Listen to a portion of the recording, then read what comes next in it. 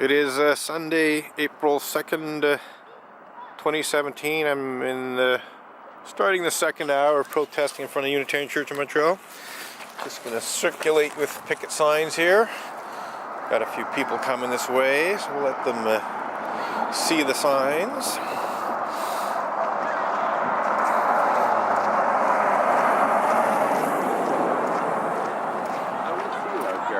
Yeah, I'm here most Sundays. What's the story? Oh, it's a big, long story. Yeah. But you're motivated. Oh, for sure. Well, yeah. Believe it or not, like the picket sign here. Yeah.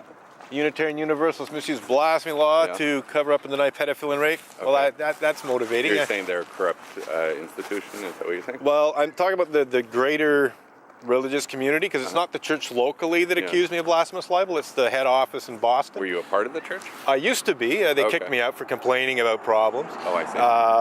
But in 2012, I received a demand letter from a corporate law firm in Canada representing the head office in Boston. And in that demand letter, it accuses me of the criminal act of blasphemous libel. We actually have a blasphemy law encoded in the Canadian Criminal Code. We do? Yes, we do. Oh, I didn't know that. Yeah. So they actually had the unmitigated gall to accuse me of violating this blasphemy law for allegedly, and I do say allegedly, I'll give you an exact quote, making unfounded and vicious allegations to the effect that ministers of the association engage in such despicable crimes as pedophilia and rape. Right. So they're accusing me of making false allegations about ministers committing pedophilia and rape, and that this is so defamatory that it violates Canada's blasphemy law. Right. Well, the only problem is the cases that I blogged about. I was very careful to blog about cases where they were charged, tried, convicted, but you were a member of went the to jail. church, and you were a member of the church. I used to be. And you were blogging about the church. At the time I was blogging that stuff, I'd already been kicked out. Oh, I see. I was kicked out quite a while ago, but yeah, essentially these were blog posts. Oh, I see. And they wanted them to disappear. You know, they usually take this stuff down. And in order to intimidate me into doing that, they're actually accusing me of a crime that carries a 2-year. Right. And specifically blasphemy is just hilarious. Like, it's the 21st century. Right. And I think so it is a blasphemy. What's the punishment for 2 years max in prison? Yeah. Yeah. And then can they do financial? That I know. They can do fuck all because it's bullshit. It's not going anywhere. I slapped the lawyer all over the internet.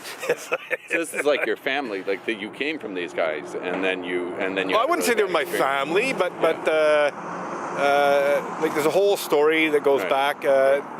What you may not know about this church or so-called church is that many of the members are atheists. They don't even believe in God. Okay. And some of them are these sort of anti-religious atheists. Right. So like, if you're like a God-believing person, particularly if you're Christian, and you come to this Unitarian church or a bunch of others that's basically dominated by the atheist faction. Okay. You know, even if maybe 70% of them are okay and they'll accept you or they won't bother, there's that little clique there that's going to make life hard for you. as the Christian, as they. Well, as the atheists, they'll basically just, they'll at minimum condescend, but they can also be deeply insulting and abusive and so on. So you're saying the atheist faction inside the church can be condescending to the Christian faction. Yes, when there is, or not even, you don't even have to be a member. Like anyone who's like openly God believing, maybe just visiting, they'll come along and insult you or whatever, So that was, one of the issues at the beginning. There was a certain amount of intolerance and bigotry, and then because I complained about it, because the previous minister was guilty himself of some fairly serious bigotry. I complained about it to the church, and they just dismissed my complaints both locally and down in Boston, just pretended nothing was wrong. So, after writing, so many letters of grievance and this and that, they kicked me out for 6 months for writing a letter of grievance that could have led to the resolution. And after the 6 months I came back, I said, well, we still got a problem. It's not resolved. And after 3 months of nothing happening, I said, okay, fine, I'm protesting, So I've actually been protesting. How long have you been out here? Since May 1998. 1998? Yeah, okay. it's almost 20 years. Motivated? Well, you know what? It's actually quite a bit of fun. Okay. There's always something happening. But there's issues that keep me motivating. Yeah. But one Unitarian Universalist minister who's sort of an advocate for victims of clergy misconduct, years ago, like at the beginning of my protest, like within the first year or two, she said, she described it as my alternative spiritual practice. This. And I thought that's a very apt description. Okay. I'm just going to church, but I'm going on the outside. Right, you got to choose something. Yeah, exactly. Yeah. I don't have to do this. Yeah. But most Sunday mornings I don't have a heck of a lot better to do anyway. Right. In fact, today I did have something better to do, but for various reasons was prevented from doing it. Okay. So today I might not have been here. You're here only on Sundays? Yeah. It depends. If there's like some kind of special event that's drawing the public, I may come and protest then, because I want the public, that's especially. That's a long time though, man. 1998. Yeah, that's a fucking long time. Yeah, but I'm just going to church. I'm just going to church. You know what I mean? I'm probably one of the more regular churchgoers here. Okay. But yeah, you're right. It's coming up for 20 years. Okay. In fact, this year, in May, it'll be the 19th anniversary. Right. But the other thing that keeps me motivated, there's a bunch of things. Yeah. They've tried very hard to suppress this protest. Right. So every time they try to suppress it, I react by protesting more. Exactly. Yeah. In fact, it's funny you said amping it up because it's coming up now for almost a year since the last time the SPVM came and had a chat with me and tried to dissuade me. Okay. It was May 1st of last year. Right. And the SPVM cops came and they were trying to convince me to stop protesting. They said that the church members were conspiring together to bring criminal charges against me. Okay. And the cops specifically said, "On put upgrade, that's Anglicism there. We can do more than we're doing right now." Yeah. My response to them was, "Je peux upgrader aussi moi-même." I can upgrade too. If you want to upgrade, we'll upgrade. So you're right. Yeah, it's like every time they try to, because I have absolutely every right to do this. Right. This is a constitutionally guaranteed civil right and freedom, and they've misused the criminal code. Do you feel like you're making a difference though on the outcome of anything? To some extent. I mean, they wouldn't be accusing me of blasphemous libel if it wasn't having an impact. They wouldn't be trying so hard to silence me if it wasn't having some impact. I don't want anybody protesting in front of my house.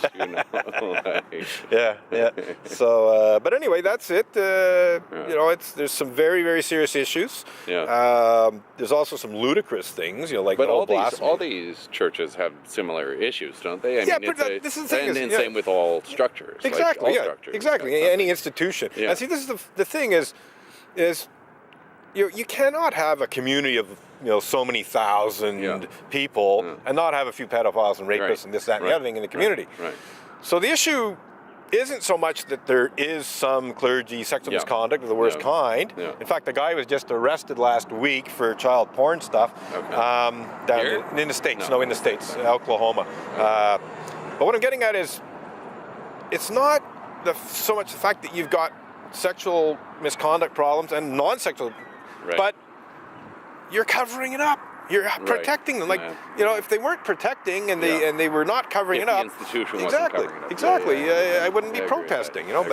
But that's the thing is accusing me of blasphemous libel to remove blog posts is insane. I'm loving it. I mean, who gets to be accused of blasphemy in the 21st century by atheists? It's it doesn't get better than that. But I just totally ridiculed them. But in fact, this is the thing. Blasphemy is attacking what's held to be sacred by a religion. Right. If not God, then you're attacking him. So this is like falsely accusing me of blasphemous libel for blogging about such despicable crimes as pedophilia and rape. The lawyer inadvertently suggested that such despicable crimes as pedophilia and rape. Exactly. It's like I saved that question for like a while before I asked them that one, but I said, "Are you serious? You telling me that Unitarian Universalists hold such despicable crimes as pedophilia and rape to be sacred?" So that's done and gone, though. The legal thing is done and gone. Yeah, it was a couple of seasons.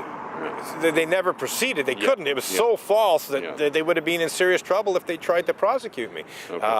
If they had gone to the police and said, we want you to arrest Rob and Edgar for blasphemous libel for making unfounded vicious allegations, blah, blah, blah. Well, that would have been a false report. That's public mischief. That's a crime. I could have come after them for public mischief for making a false. So, but what I said is, this is not a thing of the past. If you accuse me of something of that serious nature, and you do not withdraw it, well, it's not just that. It's not. For me, it's a feather in my cap. Like, it really does not bother me.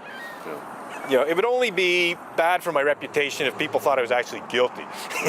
It's so insane that most people are going to think that I'm like small town hero kind of thing. For what I'm getting at though is they're still trying to hide stuff. They even after that, they're still doing other things to try and keep it hidden as much as possible, outright deny it. But what I said is, if you're going to do three things. You're going to withdraw formally that accusation. You're going to apologize for it, and you're going to tell the truth. You're going to say how many ministers are actually guilty of these things. And of course, they haven't done it. Well, I'm still working on it. But in fact, the president of the Unitarian Universalist Association in Boston, who was responsible for this, he just resigned. Just less than 3 months away from... So you get a new person in. Well, that's a new person is coming in. I don't know exactly who. I'm going to wait. I had actually... His term was ending, like less than 3 months from now. Like in mid-June, they have their big annual meeting, and they're going to elect a new president. And I was like this close to sending him an email. Hey, why don't you clean up your mess before you go, so the other people coming in don't have to deal with it, because they're going to have to deal with it if he goes. And I was like, I'm a bit of a procrastinator. It's not like a huge motivation to do it, and I'm actually enjoying being accused of blasphemy. So like, part of me doesn't want it to end. Part of me is like, hey, you can accuse me of blasphemy all you want. But I'd intended to like open this window of opportunity to him, just so he could fail if it came down to it. Like, it's like, if you want to fail, be my guest.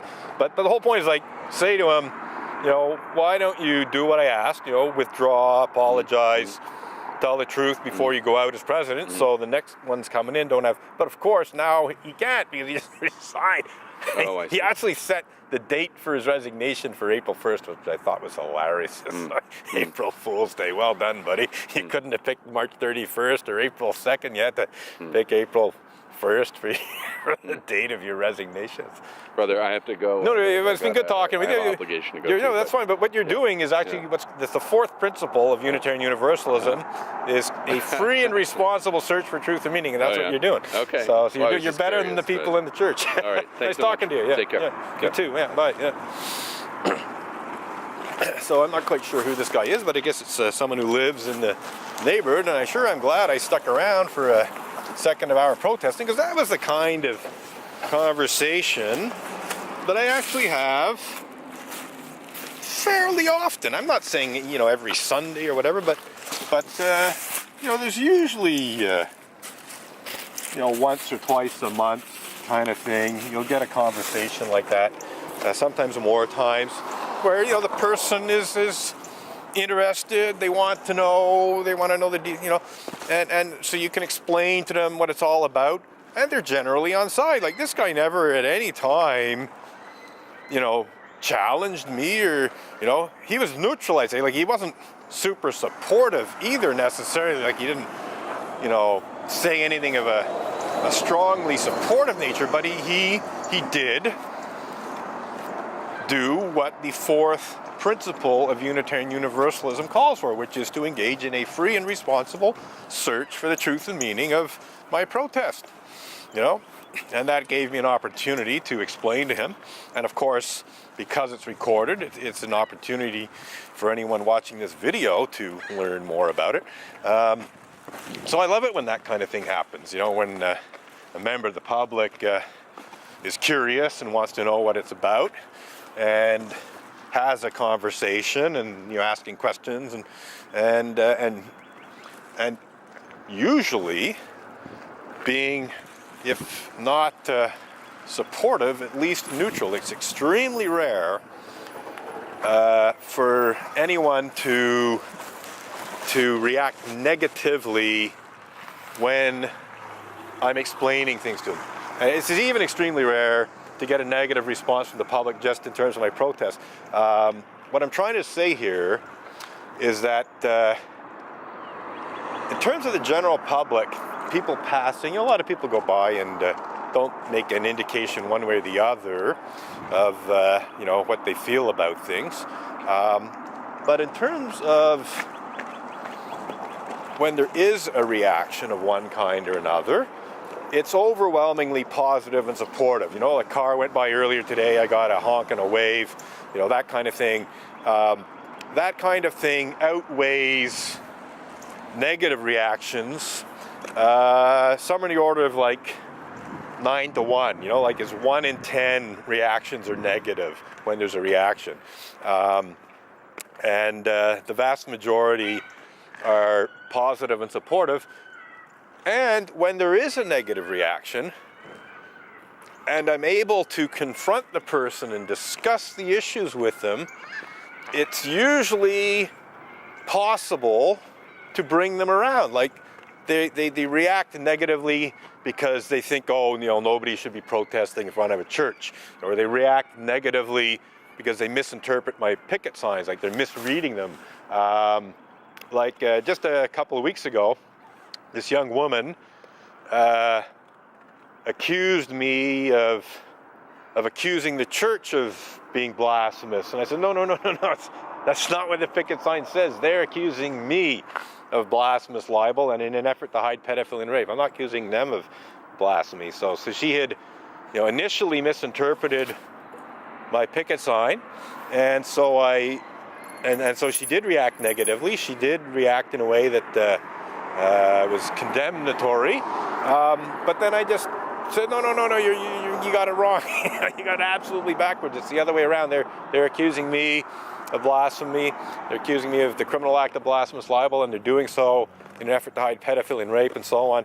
And she didn't come around all the way to being fully supportive, although she actually did agree with most of what I was telling her once I explained things to her. But she also agreed to look into it further, So she didn't, pat me on the back and say, oh, great, wonderful. But she was, how can I put it? She was definitely